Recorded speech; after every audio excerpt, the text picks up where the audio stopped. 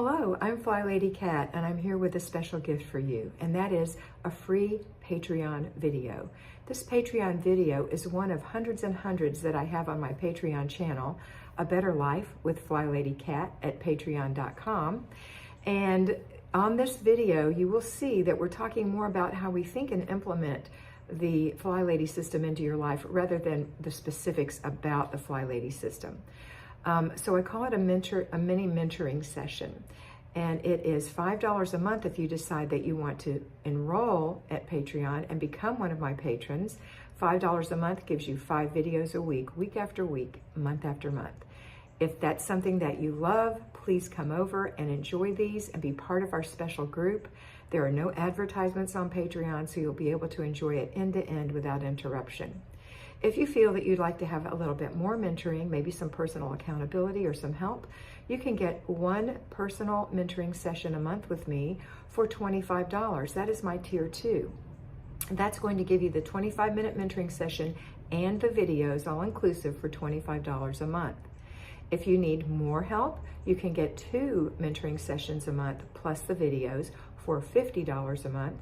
And if you want to go all the way and really help yourself establish some great habits and get into the flow of the Flylady system, then I recommend that you go for 4 mentorings a month, which is $100 a month, including the free videos.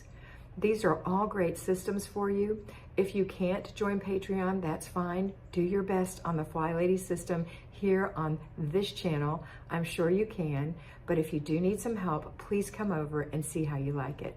That's it for today. I hope you have a beautiful day, and I hope you always remember to be beautiful, because you are beautiful. Enjoy the video. Hello, patrons. Today's mini mentoring is saving for Christmas. It's time to start saving for Christmas. Not this Christmas, Christmas 2021. This is Christmas 2020 coming up for those of you who are watching this in the future. So we're in November of 2020, and we're talking about November of 2021, which is when you need to pull your money out and start shopping. So how do you start? How do you start this? Because ideally, I'd like you to have cash in November so that you can buy your Christmas presents and your extra food and any decorating upgrades that you might need to do, and you're not under pressure to do that. I remember when we would get that extra paycheck twice a year, and that last one kind of helped pay for Christmas for us. That's not a good way to be. So instead, what I want to encourage you to do, and what I do, is I have a budget, and that budget is how much am I going to spend for each person in my family? And which people is that? Is that going to be my nieces and nephews? Nope, I don't buy for them anymore. Is it for my cousins? No, I don't buy for them. I have 8 grandchildren, and I have 4 children, and 2 of them have spouses. So those are the people I buy for. I might get a little incidental gift for each of my 2 sisters, but we've agreed not to do that so much. So we don't do that too much. And I buy something for my mother.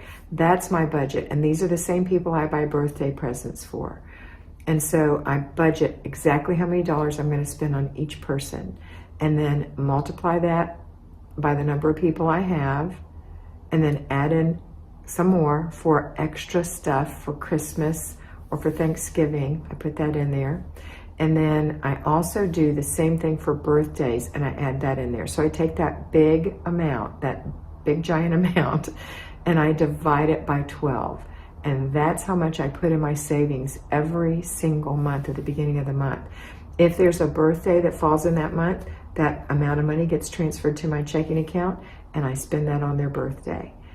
And it works out. It just works out so that I always have money, because I have my Christmas money in there too. So sometimes you might take it down pretty far in the beginning, but it's okay. It's going to work out because you've got it budgeted. How many people, how much, birthday and Christmas, extras for decorations and extra food for those 2, and know how much that is in your budget. Put it in there.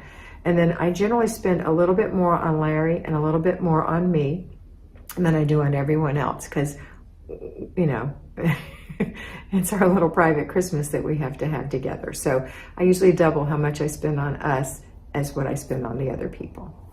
Okay, so this is what you do. You don't have to do it just like I do it, and you may elect to give presents to everyone. Just know that's expensive. When you look at the bottom line and you look at your number and you divide it by 12, are you going to be able to put that much aside every month? If you can't, then you have to lower your budget. You don't have enough. You're going to go in debt and you're not going to be able to pay it off. See, I don't want you to get in that shape. This Christmas, you might have to go in debt. If you didn't save up money, you may have to go in debt. And you're going to have to pay it off all year besides saving for next Christmas. So you might have a smaller budget for next Christmas, and that's okay. As a grandparent, I want to tell all the grandparents out there that you're not responsible for the Christmases for your grandchildren. The children's parents are. I know there are exceptions to the rule, but you know what I'm saying. If I'm talking to you and they have a set of parents who work and have a home, they're responsible for Christmas. You're just doing peripheral gifts, little gifts from grandma, not the big giant gifts, okay? That's from mom and dad. Give them that pleasure. Give them that joy. Same for birthdays. You just give the little gift on the side. It might be something they really want. You might have to shop and really get it. And as they get older, they just want cash. Some of them just want, my 17-year-old grandson, he wants cash. That's what he's going to get. So start saving now, and you're going to find it's so much nicer. I've been doing this for several years, probably 10 years now. It's so much nicer to say, yeah, I had the money for that. Also, I have the money for the taxes on the house. When our house was paid for and we lived in a house. I don't live in a house anymore.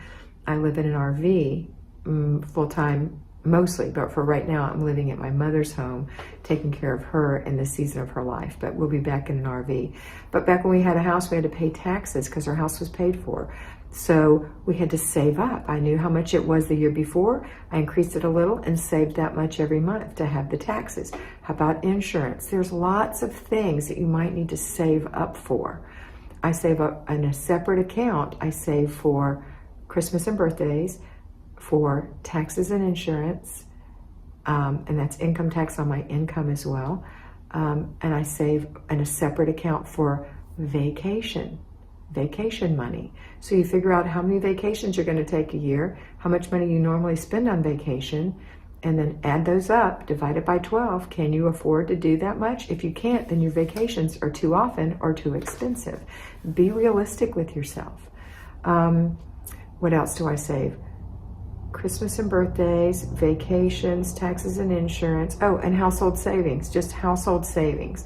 Savings for going forward. So if we need to do something with the car, something happens with the car, we've got money for that. If there's an emergency, neither one of us work outside the home anymore, but back when we did, you need to have 3 months of money set aside in case one of you loses your job. And then you need to have that money to live on while the other one can comfortably look for a new job without freaking out, okay? So those are things you need to start thinking about. Can you afford them? I don't know, can you? Are you spending too much at the grocery store every week? Are you spending too much on Amazon every week? Do you need to work? I mean, you have to just really assess where you are. Everyone's life is unique, and it's theirs, and it's okay. If you have to work, it's okay. If you don't have to work, that's great. If your husband doesn't make much money, you love him anyway, and you live on a smaller budget. If you want to be in one-income family, if you need to be a two-income family, you still need to save a lot of money. You need to save money so that you don't have a freak-out attack when something happens. And you have the comfort of saying, Christmas is all taken care of. The birthdays are all taken care of. Okay? So start thinking about that today. How are you saving for Christmas next year? Can you? If you can't afford it, then you can't afford Christmas. Or it needs to be a lot smaller. And that's okay. You won't die. You won't. All right, that's it for today. I want you to have a wonderful day, and I want you to always remember that you are beautiful. So be beautiful.